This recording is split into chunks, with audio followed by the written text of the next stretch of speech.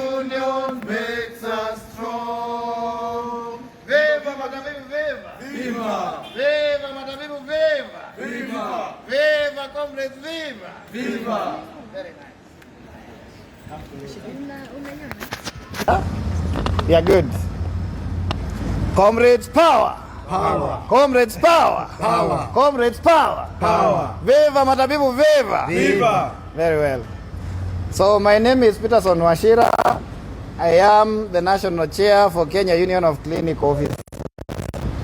And today we are here at the Ministry of Labor because we had been invited together with the CS of Health, the Chair of the Council of Governors, as well as the Chair of the Standing Committee for Health at the Council of Governors and the CEO Council of Governors, to give it the last shot to try and forestall the strike that is supposed to start today midnight. And it's very unfortunate that the employees come. It is good that people understand the lack of goodwill with both the ministers and by extension the 47 committees.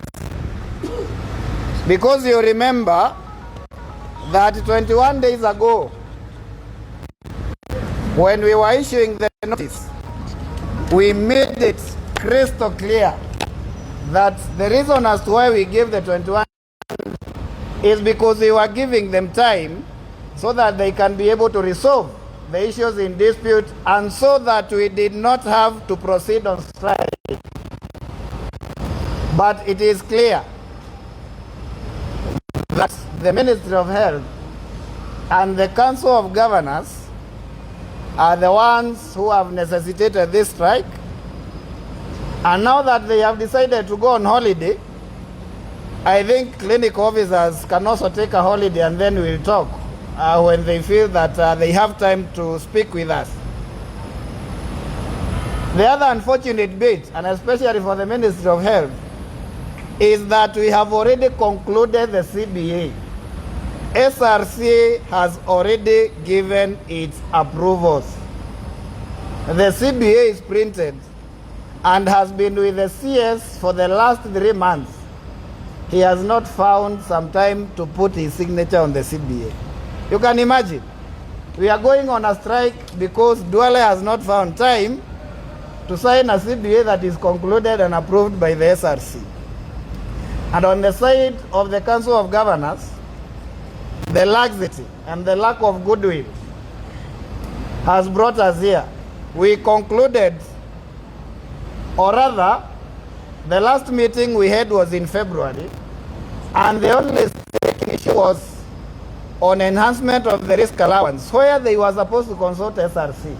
And they never did that. Despite SRC having written them to them in October asking for them to request. They only did that the other day when we announced our strike.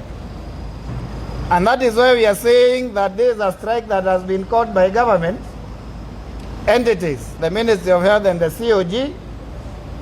And that is why we are here today to inform clinic officers, wherever they are, in the public health facilities, whether at the national level or at the county level, that after today midnight, we are proceeding on strike, and that includes all clinic officers together with clinic officer specialists and clinic officer interns. And we are not going to go back until we have a signed CBA. They have implemented the 3rd and 4th cycle of salary increment as advised by SRC.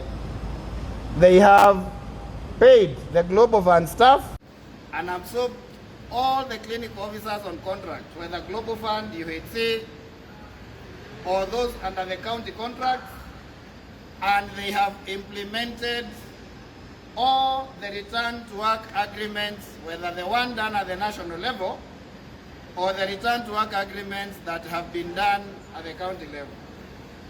Let me invite the GS so that he can give his remarks, and later we'll have a few other leaders to also give their remarks.